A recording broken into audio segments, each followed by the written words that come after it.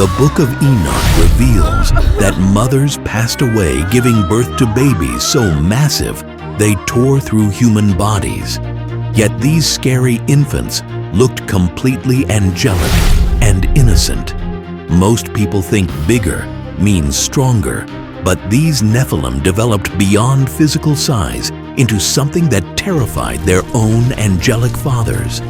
Their sweet baby faces began changing in ways that defied nature itself. Mothers noticed their children's eyes first, then their smiles, then the sounds they made when they got excited.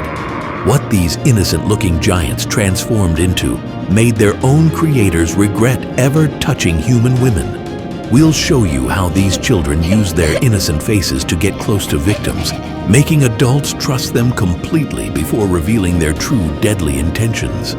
But to understand how these terrifying children came to exist, we need to go back to where it all started. This story begins with heaven's most trusted guardians who held the ideal job in heaven, but made one deadly mistake. These weren't just any angels. They were called Watchers, and their name told you exactly what they did. The word Watchers comes from an old language where it means those who are awake. God gave them one sacred job: watch over humans and guide them from far away. Never get too close, never get involved, just watch. For years, that's exactly what they did. 200 of these powerful angels floated high above the earth, keeping their distance like good soldiers. They watched families build homes. They saw people plant crops and raise children. They guided them safely through dangers. It was the ideal job for flawless beings. But something stirred in their hearts when they looked down at the daughters of men. These human women were beautiful in a way the angels had never seen before. They weren't like the bright, shining beings in heaven. These women laughed and cried and lived with such passion. The angels felt a burning desire they were never meant to feel. Day after day, the Watchers found themselves staring longer. Their holy duties became harder to focus on.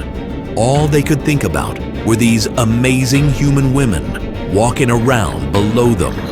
The feeling grew stronger and stronger until they couldn't ignore it anymore. Semyaza, their leader, knew they were in trouble. He called all 200 angels to meet him at Mount Hermon, a tall mountain that reached toward the sky. When they gathered there, Semyaza looked at his fellow Watchers with worry in his eyes. "We're thinking about doing something terrible," he told them. "If we go down to Earth and take human wives, God will punish us forever.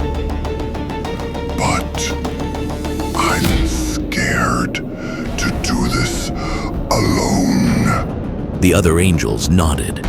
They were all feeling the same dangerous desire. They knew this would break the biggest rule in heaven. The line between spirit and flesh should never be crossed. However, their want was stronger than their fear. Standing on that mountain, all 200 angels made a terrible promise. They swore an oath to stick together in this cosmic crime. They knew none of them could survive God's anger alone, but maybe together they had a chance. Their divine nature made them impossible for human women to resist. When these shining beings stepped onto Earth, they looked like the most handsome men anyone had ever seen. The women had no idea they were about to mate with beings of pure spirit. Before we reveal what these forbidden unions created, we need to ensure you're ready for this information. We want our audience to be prepared for the shocking truths from the Book of Enoch. Science says, when you are mentally ready to accept new information, only then can you understand it deeply. What's coming next contains some of the most disturbing events in religious history. Comment, "I am ready," if you can handle learning about the terrifying consequences of this cosmic rebellion. These forbidden marriages between angels and humans soon produced children. But these weren't normal children. They were something the world had never seen before, and something that should never have existed. The results of these unholy unions were creatures that should never have existed. The unions between Watchers and human women produced children that broke every natural law. These weren't just big humans. They were called Nephilim, and they were giants whose very existence was wrong. A normal human baby weighs about 7 pounds. These Nephilim babies were enormous from the moment they were born. The Book of Enoch tells us they grew to be 3,000 ells tall. That's about 450 feet, taller than a 40-story building. Their footsteps created earthquakes. Their voices boomed across valleys like thunder. But the worst part was what happened to their mothers. These poor women's bodies couldn't handle giving birth to such huge beings. Many mothers died in terrible pain as these giant babies tore through their human bodies. It was a horror no woman was meant to face. Yet when you looked at these giants, they seemed innocent. They had angelic faces like oversized children with bright eyes and sweet smiles. However, underneath those heavenly looks lived incredible strength that could crush solid stone into powder. They could tear apart trees with their bare hands, like you'd snap a twig. The Nephilim inherited abilities from their angel fathers that went beyond just being big. They were faster than humans, stronger than anything on Earth. Their otherworldly heritage gave them powers that started to scare even their own angelic fathers.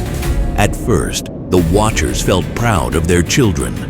Look what we created, they thought. But that pride turned to fear as they watched these giants grow. The angels began to realize they had unleashed something they couldn't control. The Nephilim's appetites were as enormous as their bodies. They ate entire barns full of grain in one meal. They devoured whole herds of cattle like snacks. Farmers worked all year to grow crops, but one Nephilim could eat it all in a single day. Villages couldn't keep up with feeding them. These giants consumed everything humans could produce, but they were still hungry. Their enhanced bodies needed more food than the earth could provide. People started to panic as their food disappeared faster than they could grow it. The angelic faces that once seemed innocent now looked different. There was something hungry in their eyes that normal food couldn't satisfy. The giants stared at humans in a new way, like they were thinking about something terrible. Their incredible strength had made them ideal hunters that no human could stop. No weapon could hurt them.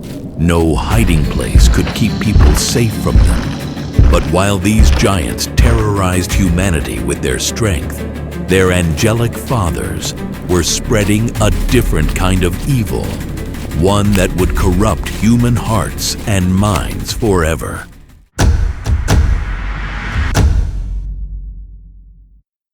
While their giant children terrorized the earth with brute force, the fallen angels spread corruption in an even more dangerous way. They began sharing divine secrets that humanity was never meant to know. These angels possessed knowledge that belonged only in heaven, but they decided to teach these forbidden mysteries to their human wives. Azazel was the worst teacher of all. He showed men how to take their simple farming tools and turn them into weapons of death. Before Azazel came down, humans used metal to make plows and shovels for growing food. However, Azazel revealed how to hammer iron into sharp swords and knives.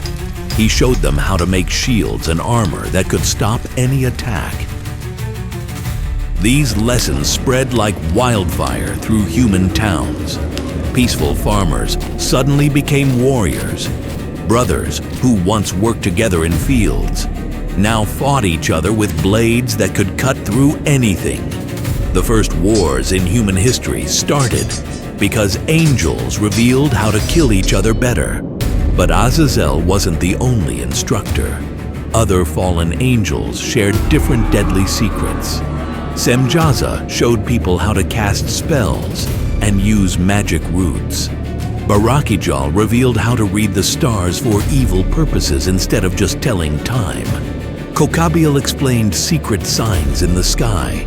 The angels even poisoned human beauty. Azazel demonstrated to women how to paint their eyes and faces with makeup. He displayed how to use shiny stones and bright colors to make themselves look different. Before this, women were naturally beautiful the way God made them. Now they learned to use makeup and jewelry as tools to trick and control men. People discovered how to charm evil spirits and control hidden forces they didn't understand. They learned to read clouds and predict the future in ways that went against God's plan. Magic and witchcraft infected every village like a deadly sickness. Towns that once lived in peace became centers of violence and pride. Men bragged about their new weapons. Women competed to look the most attractive with their new paints and jewels. Nobody cared about being good anymore. They only wanted power and beauty and ways to hurt their enemies. The angels instructed humans to break every rule God had given them. War, magic, and vanity infected every part of human life. Love grew cold between families. The land became soaked with blood from all the fighting. This heavenly wisdom created a waterfall of sin that poisoned everything it touched. The Watchers' greatest crime wasn't just breaking God's law themselves. It was instructing humanity to break it too, spreading evil like a deadly plague. However, while humans learned these forbidden arts, the giant Nephilim were facing a crisis of their own. Their massive appetites had consumed every source of food on Earth, and their hunger was driving them toward an unthinkable solution.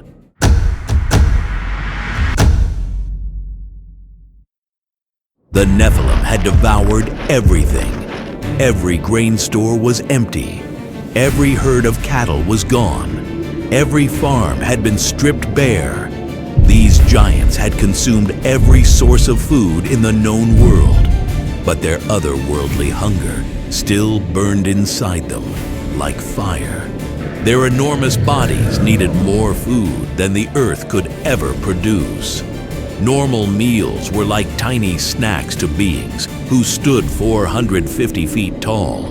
They had eaten so much that entire regions became wastelands with nothing left to harvest. Then the first Nephilim made a choice that changed everything. He looked at a human not as family, but as his next meal. In that moment, these giants crossed the final line from troublesome big kids into pure evil monsters. Their angelic faces became masks to trick people. They would smile sweetly and call humans over with voices that sounded kind and gentle. People trusted them because they still looked like innocent children, just really big ones. However, when someone got close enough, the giants would grab them and reveal their true deadly plans. Word spread quickly through human towns that the giants had developed a taste for human flesh. Families packed up everything they owned and ran as fast as they could. But where could they go?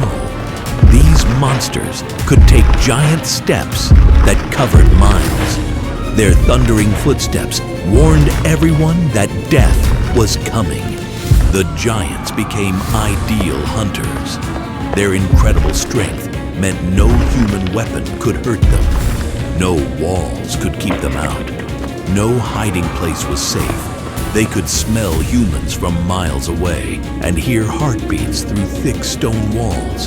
Screams echoed through valleys as the Nephilim hunted down every person they could find. Mothers grabbed their children and tried to run, but giant hands could reach down and pluck them up like picking flowers. Fathers fought back with swords and spears, but their weapons bounced off the giants like toys. The giants didn't just eat humans either. They hunted every living thing they could catch. Birds, fish, reptiles, wild animals. Nothing was safe from their endless hunger. They even ate each other when they got desperate enough. Even the earth itself seemed to cry out in pain. The ground was soaked with blood. Rivers ran red. The very land accused these lawless monsters of breaking every rule of nature. Humanity's desperate cries for help rose up to heaven like smoke from a fire. People begged God to save them from these cannibals who had once been their neighbors' innocent-looking children. Those cries reached the throne of God, and he immediately called forth his most powerful warriors to end this rebellion once and for all.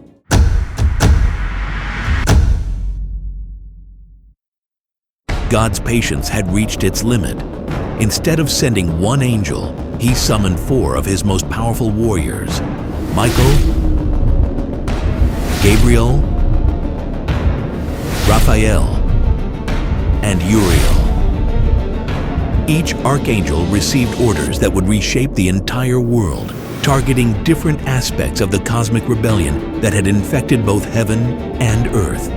These weren't ordinary angels. They were archangels, the strongest, most trusted warriors in all of heaven. Each one got a different target in this cosmic war against rebellion.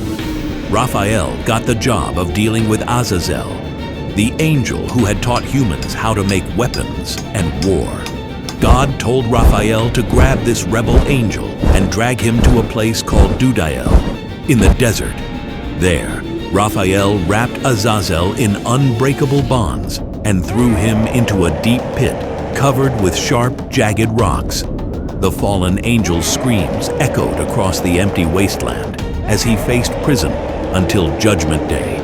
Gabriel received an even more clever assignment. Instead of fighting the giant Nephilim himself, he was told to turn them against each other. Gabriel whispered thoughts into their minds that made them angry and suspicious.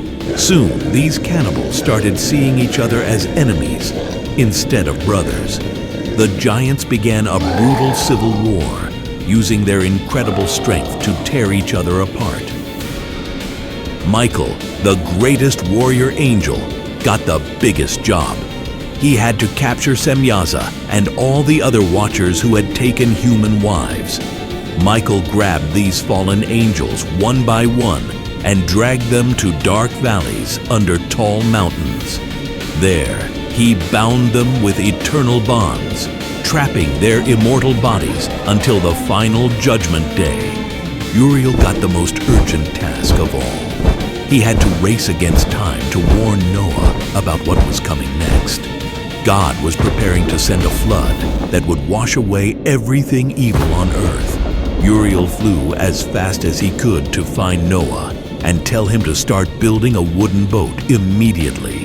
Even Enoch, the righteous man who walked with God, was lifted up to heaven so he wouldn't have to watch the complete destruction of his world. God didn't want good people to see the terrible things that were about to happen.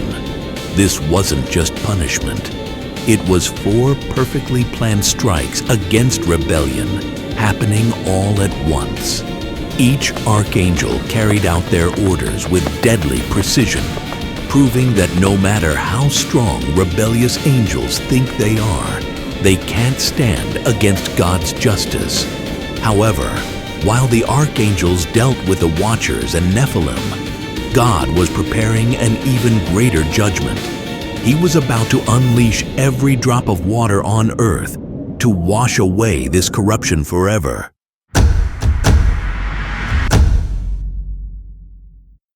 The flood began with a violence that defied nature itself.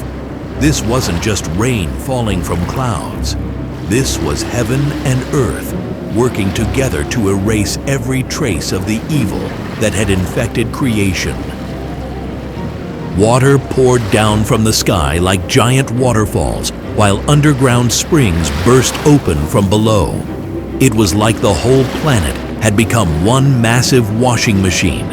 The mighty Nephilim, who had terrorized humans for so long, suddenly found their incredible strength meant nothing. These giants, who could crush mountains with their bare hands, couldn't do anything against rising water. They tried climbing to the highest peaks, but the flood kept climbing higher. Their 450-foot bodies that once seemed so dominant now just made them bigger targets for the endless waves. Water covered everything: the tallest mountains, the deepest valleys, every city and farm. The giants who had eaten humans like snacks were now drowning like everyone else. Their angelic faces that had tricked so many victims disappeared under the dark waters forever. But this flood did more than just kill. It washed away every person who had learned the forbidden wisdom from the fallen angels. Every weapon maker, every magician, every person who used makeup and jewelry to deceive others, all gone. The waters didn't just destroy the giants. They cleaned away all the sin that had spread like poison through human society. High above the drowning world, one wooden boat floated safely on the waves. Noah's ark carried the only humans who had stayed pure from the angelic infection. Inside were Noah, his family, and pairs of every clean animal. They could hear the storm raging outside, but they were protected by God's own hands. For 40 days and 40 nights, water fell from heaven. When it finally stopped, the world looked completely different. No cities, no farms, no giants, just one endless ocean covering everything. It was like God had pressed a giant reset button on the entire planet. When the waters finally went down, they left behind a world as clean and fresh as the day God first created it. Every trace of the Watchers' rebellion was gone. Every Nephilim was dead. Every bit of unholy knowledge was washed away. But Noah's story was far from over. In this fresh, clean world, the righteous man who saved humanity planted a vineyard, got drunk, and ended up naked in his tent. What his son Ham did next sparked a family betrayal so severe that Noah cursed his own grandson. This wasn't just family drama. Noah's curse created the biblical justification for slavery and shaped the destiny of entire civilizations. The consequences of this single moment affected Africa, the Middle East, and Europe for millennia. Click on the video being displayed on your screen to uncover this explosive family scandal.